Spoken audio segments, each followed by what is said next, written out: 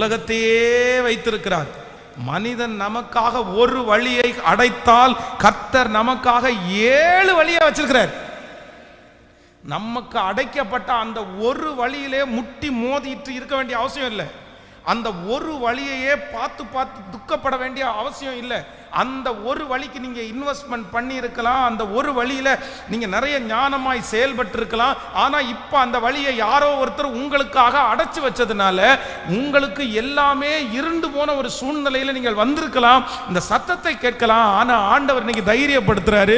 ஆபிரகாமினுடைய இந்த சம்பவத்தை காமிச்சு சொல்றாரு, உன் கண்ணுக்கு முன்னாடி இருக்கிறது ஒரு வழி அல்ல, உன் கண்ணுக்கு முன்னாடி இருக்கிறது உலகத்தையே நான் வச்சிருக்கிறேன். நீ எங்கு போனாலும் நீதிமான் பிழைப்பான். கர்த்தர் உங்களை பிழைக்க பண்ணுவார். உற்சாகமும் மனசும் தைரியமும் உழைப்பும் இருக்குமே ஆனால், கர்த்தருக்கு பயப்படுகிற பயம் இருக்குமானால், கர்த்தர் எந்த இடத்திலையும் நம்மை வெற்றி சிறக்க